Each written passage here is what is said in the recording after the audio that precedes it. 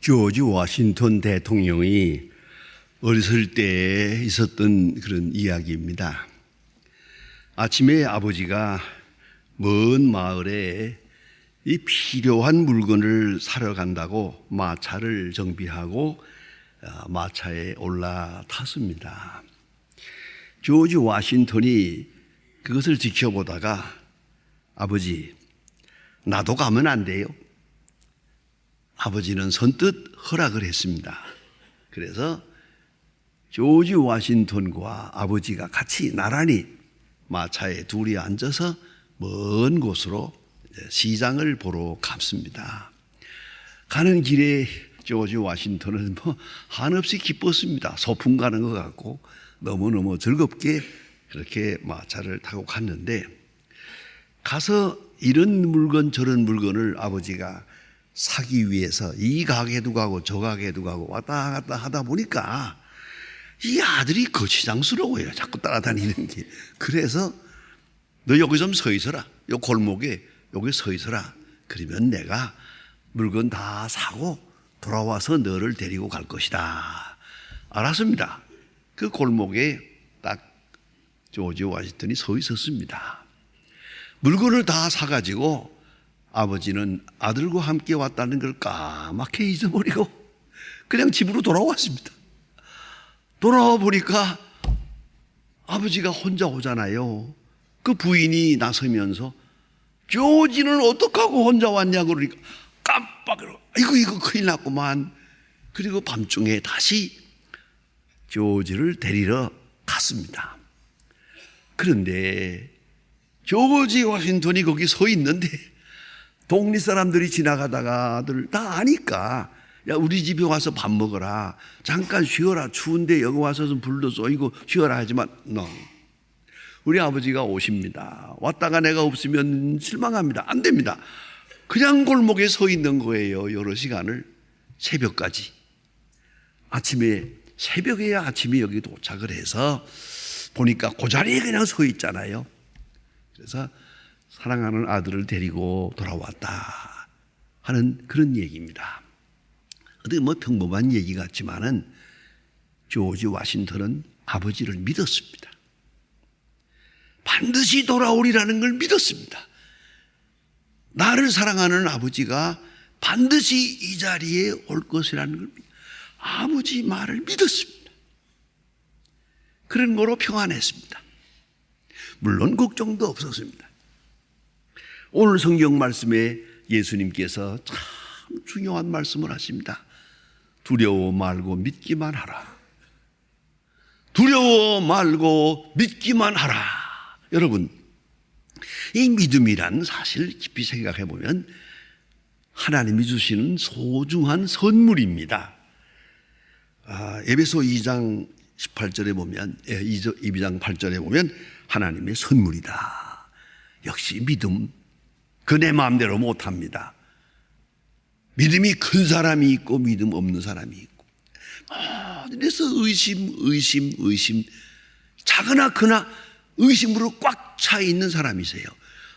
참으로 불행한 것입니다. 당연히 믿어야 할 것 믿을 수 없을 때, 믿어지지 않을 때, 나아가서는 아무도 믿을 수 없을 때, 좀 더 나아가서는 자기 자신도 믿을 수 없을 때, 그게 바로 우울증입니다. 이건 병입니다. 의심은 병입니다. 그걸 잊지 말아야 합니다. 흔히 말하기를 의처증, 의부증이라는 말이 있잖아요. 그건 중병입니다. 그냥 병이 아닙니다. 의심하게 되면 마침내 이것이 점점 커집니다. 아마도 그런 것 같아요. 의심하기 시작하면 사탄 마귀가 옆에서 부채질을 하는 것 같아요. 너 잘한다 그러는 것 같아요. 점점 더 의심해서 의심의 생각을 뱅뱅 돌리다 보면 별걸 다 의심하게 됩니다. 마지막에는 자기 자신도 믿을 수가 없게 됩니다. 멘붕 상태가 와버립니다. 이게 바로 우울증이요, 정신적 파산행위입니다. 이걸 잊지 말아야 합니다. 참으로 믿음이란 중요한 겁니다. 행복은 어떻게 설계되는가? 하는 행복 설계에 대한 책이 요새 유행하는 베스트셀러입니다. 여기서 폴 돌든이라고 하는 분은 행복이란 감성이 아니고 지식도 아니고 행복이란 행동이다. 행동이라는 엄연한 사건 속에 있는 것이지 마음이 좋았다 나빴다 하는 거기에 행복이 있는 게 아니다. 이렇게 설명하고 있는데요. 자, 그 속에서 이런 말을 합니다. 깊이 새겨둬야 될 말입니다. 사람은 무엇을 듣는가가 중요한 것이 아니고 누구에게서 듣는가가 중요하다. 무슨 말을 듣느냐가 중요하지 않잖아요. 누가 말했느냐가 중요하지. 누구로부터 듣느냐가 중요해요. 그러기 위해서는 그 누구라는 말에 세 가지 조건이 있습니다. 첫째가 믿음입니다. 내가 믿을 수 있는 사람이래야지. 또 내가 그를 믿어야지. 서로 믿는다고 하는 신의의 관계가 있을 때 비로소 말이 되고 대화가 되고 되는 거지, 불신하면 아무 소용없어요. 어떤 진리를 말해도 소용없어요. 그런 거로 내가 믿을 수 있는 사람, 내가 믿을 수 있는 관계, 그 속에서 비로소 귀한 말씀도 들을 수 있고 내 길을 찾을 수 있는 거라. 그래서 믿어지는 인격. 두 번째는 그가 전문가여야 한다. 다시 말하면 나보다 더 확실한 지식의 소유자래요. 한 걸음 더 앞서 있는 분이래야 한다. 다시 말하면 그의 지식과 경험에 대한 신뢰가 있어야 됩니다. 그래서 우리가 생각할 때 저분이 말하는 것은 맞아. 왜? 그 경험을 믿어요. 그의 지식을 믿어요. 내가 일일이 의심할 필요가 없어. 그분의 말은 다 믿어도 돼요. 이렇게 되면 귀한 지식을 내가 전수받을 수 있다는 거죠. 세 번째는 뭐냐면 내 처지를 잘 아는 사람이래야 한다. 나를 사랑하는 분이래야 돼. 내가 신뢰하고 믿는 분이래야 돼. 나와의 아름다운 사랑의 인격적 관계가 있을 때 비로소 그분으로부터 내가 귀한 말씀을, 진리를 들을 수 있는 것이다. 아주 중요한 얘기입니다. 거기서부터 행복은 이루어지는 것이다. 오늘 성경에 나타난 이야기는 회당장 야이로의 이야기입니다. 이 가버나움입니다. 그 가버나움 회당은 지금도 조금 흔적이 남아 있습니다. 그 회당장이라고 하는 것은 굉장한 당시에 종교적, 정치적, 사회적으로 높은 지위에 있는 분입니다. 그분이 지금 예수님 앞에 나옵니다. 와서 22절, 23절에 보면 예수님 앞에 와서 무릎을 꿇습니다. 회당장이 무릎을 꿇고 간청을 합니다. 이건 귀한 얘기입니다. 이 회당장이 지체 높은 분이 가버나움입니다. 예수님이 제2 고향이 가버나움입니다. 한마디로 말하면 이 마을에 사는 30살 난 청년, 하나님의 음성을 듣는 30살 난 청년이 여기 와 있는데 이 30살 난 청년에게 가서 무릎을 꿇습니다. 굉장한 사건 아닙니까? 어떻게 이렇게 될 수가 있었나? 그건 다른 게 아닙니다. 사랑하는 딸이 병들었기 때문입니다. 12살 난 사랑하는 딸, 아마도 가장 사랑했던 모양인데 이 딸이 병들어 죽어갑니다. 그냥 병든 게 아니에요. 죽어가고 있어요. 아마도 백방으로 치료하려고 애써 봤겠죠. 속수무책이요. 이 점점 죽어가고 있어요. 그래서 예수님 앞에 와서 무릎을 꿇습니다. 내 딸이 죽어갑니다. 와서 도와주시기 바랍니다. 여러분, 한번 이렇게 생각해 보십시다. 누가 회당장을 이리로 인도했습니까? 누가 회당장을 이만큼 겸손하게 만들었습니까? 누가 회당장을 이끌어서 예수님 앞에 와서 무릎을 꿇게 만들었습니까? 여기서 우리는 큰 진리를 생각해야 됩니다. 우리 세상에 실패가 있고 질병이 있고 고난이 있습니다. 이 고난이라고 하는 것이 가지고 있는 굉장한 카리스마적 의미가 있는 거예요.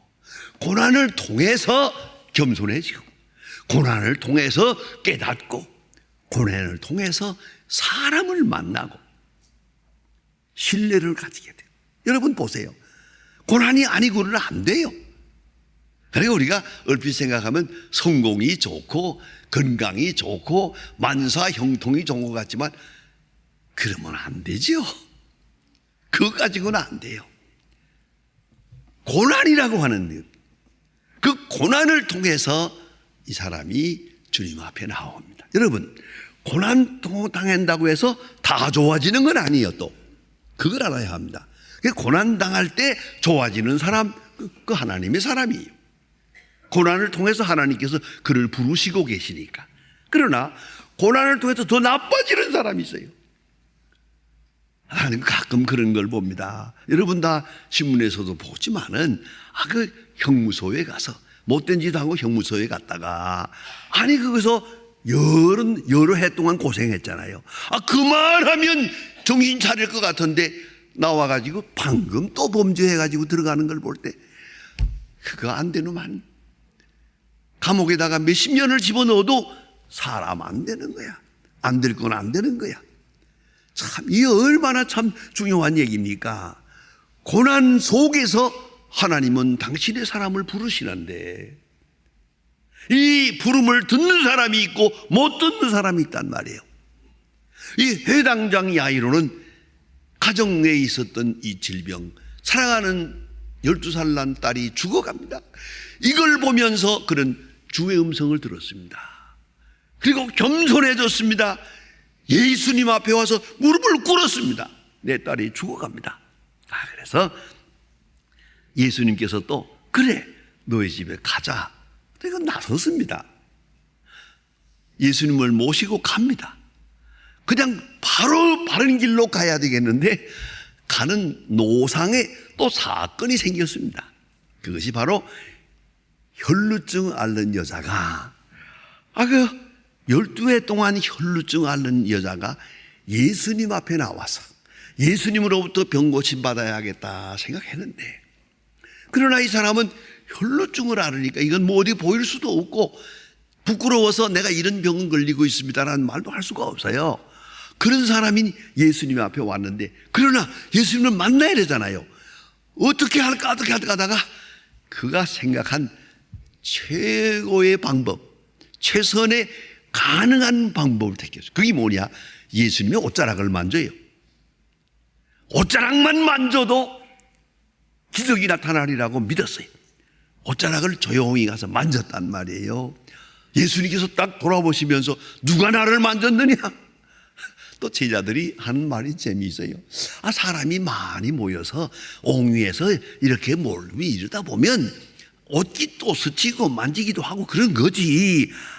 예수님 그거 가지고 그렇게 말씀하면 됩니까? 사람이 많은 게 그 문제지. 그러니까 예수님 말씀이 아니 만진 자가 있다. 그냥 가다 오다 옷깃이 스친 게 아니고 의식적으로 의도적으로 믿음으로 만진 자가 있다. 이거 아주 중요한 얘기입니다. 의식적으로 의도적으로 믿음으로 예수님의 옷자락을 경건하게 만졌다. 그 사람이 병이 나았어요. 병이 나서 예수님 앞에 나와서 간증을 하게 됩니다. 이런 사건이 이렇게 있었어요. 하다 보니까 지체도 했어요. 딸이 죽어간다고 했는데 빨리 가야겠는데 이 여자 때문에 지체가 돼서 시간이 지체될 때 아마도 회당장 야이로가 마음이 초조했을 거예요. 예수님 이러면 안 되는데요. 빨리 가서 해야 되는데요. 다 죽어가는 걸 보았는데 빨리 가십시다. 빨리. 하지만 뭐라고 재촉할 수도 없고 이렇게 해서 상당한 시간이 지체됐더라고 말이에요. 그리고 다시 이게 수습해가지고 회당장 야이로의 집으로 가려고 하는 때에 야이로의 집에서 사람이 왔어요. 와서 회당장 야이로에게 말합니다. 당신의 딸이 죽었나이다. 자, 딸이 죽었답니다. 이미 죽었답니다. 회당장 야이로가 여기 서서 지금 난감하게 되세요. 이 예수님을 모시고 가야 하나 말아야 하나. 자, 하나의 의사로 생각한다면, 의원으로 생각한다면 이젠 모시고 갈 필요가 없습니다. 죽었으니까. 죽기 전에 의술이지 이미 죽었으면 이제는 끝난 거예요. 시간을 놓친 거니까요. 그렇지 않습니까? 회당장 야이로가 지금 예수님을 모시고 가야 하나 말아야 하나. 다 끝났습니다. 조금만 서둘렀으면 될 텐데 그만 저 여자 때문에 그만 지체도 해가지고 이렇게 유감이 많습니다. 그 시간에 예수님이 하신 말씀입니다. 두려워 말고 믿기만 하라. 두려워 말고 믿기만 하라. 자, 여러분, 여기서 굉장한 신학적 변화가 이루어집니다. 죽었다는 말을 듣고 그래도 예수님을 모시고 간다면 그건 메시아입니다. 의사가 아닙니다. 죽었으니 끝났습니다 하면 그건 의사입니다. 예수님을 한 의원으로 모시는 시간이냐, 아니면 하나님의 아들 메시아로 영접하는 시간이냐, 그런 큰 차이가 있는 겁니다. 그런데 예수님께서 두려워 말고 믿기만 하라 했습니다. 여기서 신앙이 바뀝니다. 의원 아니면 마술사, 훌륭한 선생, 이게 아니고 죽은 자를 살릴 수 있는 메시아, 하나님께로부터 온 메시아라고 하는 신앙 고백이 여기 있는 겁니다. 그래서 회당장 야이로가 예수님을 모시고 자기 집에 갑니다. 가서 많은 사람들이 슬퍼서 울고 죽었다고 생각하니까 울고 있을 때 예수님 말씀합니다. 죽은 것이 아니라 잔다. 그러니까 많은 사람이 비웃었습니다. 자기가 죽은 거 확실한데. 그러나 예수님은 들어가서 이 아이를 향해서 달리다 쿰 합니다. 딸아 일어나라. 그래서 일으켰다. 뭐 그런 이야기입니다. 여러분, 이 회당장 야이로가 이제 딜레마에 빠집니다. 예수님을 모시고 집에 가야 하냐 말아야 하냐, 더 이상 예수님과 관계를 맺어야 하느냐, 그만둬야 되느냐, 끝나야 되느냐 하는 그런 시간입니다. 아주 유감도 있지만은 답답한 시간입니다. 여기에 두려워할 말고 믿기만 하라 하면 야이로의 입장에서는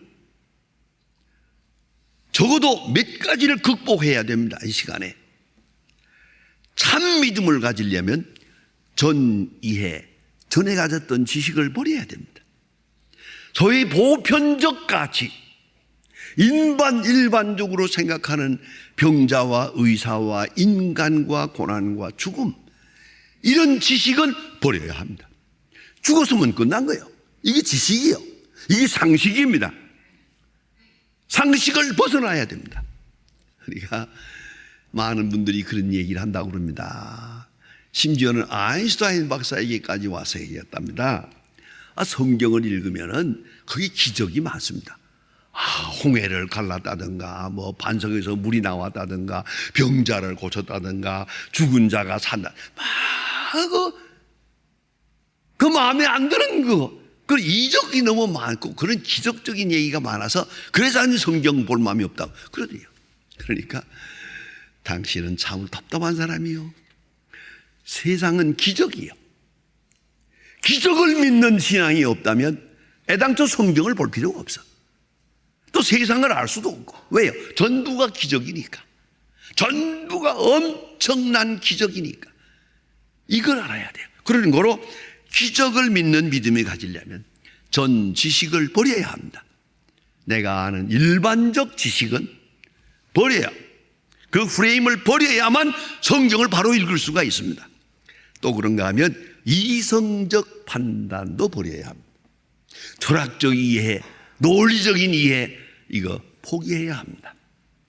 포기하기 전에는 참 믿음을 가질 수가 없습니다. 뿐만 아니라 인간이 가지고 있는 조그마한 경험, 아무것도 아닌 것 같지만은 경험은 사람을 고집스럽게 만듭니다. 자기 경험적 가치에 집착하게 만듭니다. 내가 다 해보았다. 그게 문제입니다. 우리 나이든 노인들이 실수하기 쉬운 게 이겁니다. 뭐라고 하더라도 내가 다 해봤다. 잘 알아. 내가 알긴 뭘 알아요. 그게 문제라니까. 내 경험 가짜는 것인데 자기 경험에 집착해서 자기가 경험한 바 이상의 진리를 전혀 받아들일 수가 없는 그 사람은 참 답답한 사람입니다. 그런 거로 자기의 과거 아니 현재라도 경험에 대한 것을 포기해야 합니다. 왜요? 기적은 경험 밖의 일이니까. 하나님의 은사는 내 경험을 초월하니까. 뿐만 아니라 나의 나약성을 버려야 합니다. 나 같은 죄인이 은혜를 입을 수 있을까? 나에게도 은혜가 있는가? 깊이 생각하면 여러 가지로 좀 더 심리학적으로 깊이 한번 추리하면 아마도 회당장 야이로가 이 아이가 병든 데 대해서 자기의 도덕적 책임을 생각하며 하나님 앞에 두려운 마음이 있었는지도 모릅니다. 이게 다 내 잘못이고 내가 부도덕하고 내가 불신앙적이고 해서 이 가정에 이 귀한 딸이 죽어가는 이런 엄청난 사건이 있구나. 이런 뉘우침, 이런 스스로에 대한 죄책이 있단 말이에요. 이것도 극복해야 됩니다.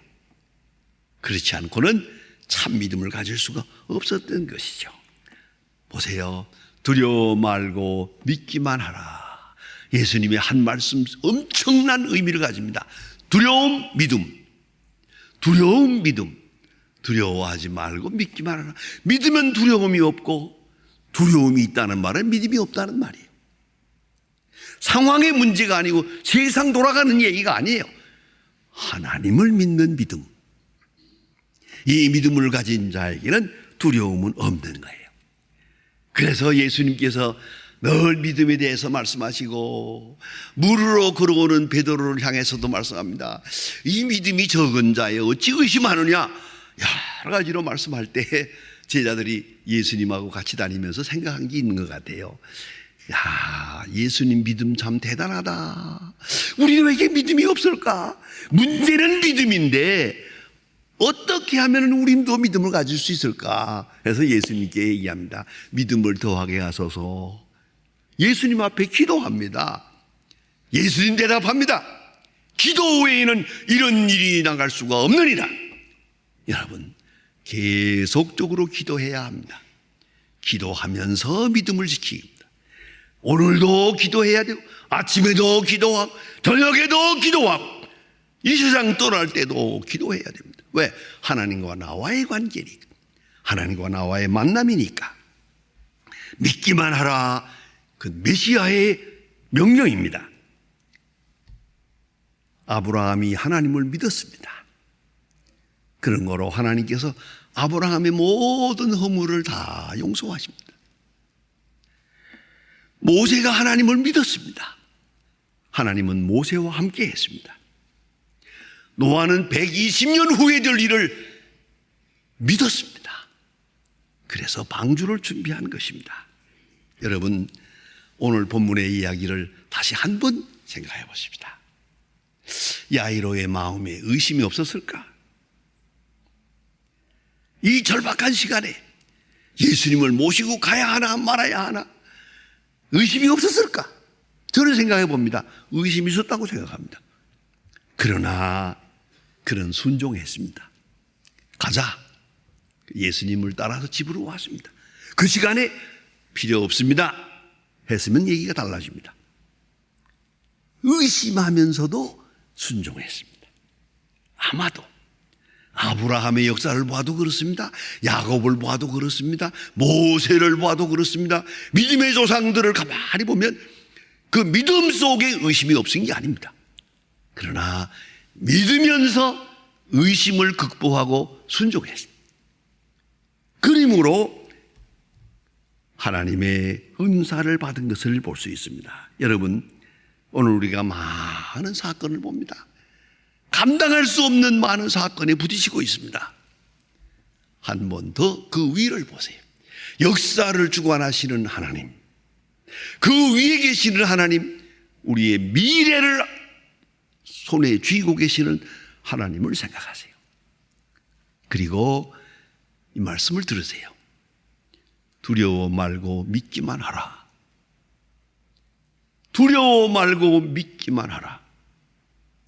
하나님의 뜻은 반드시 이루어질 것입니다. 기도하십시다.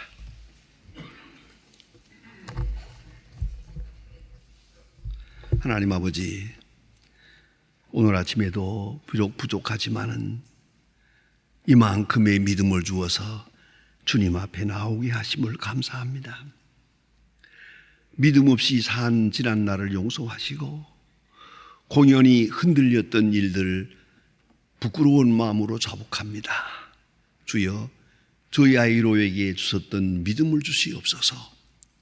그 놀라운 믿음, 확실한 믿음을 주어서 믿고 두려워하지 않고 믿고 사랑하고 믿고 행복할 수 있는 하나님의 사람들 되게 하여 주시옵소서.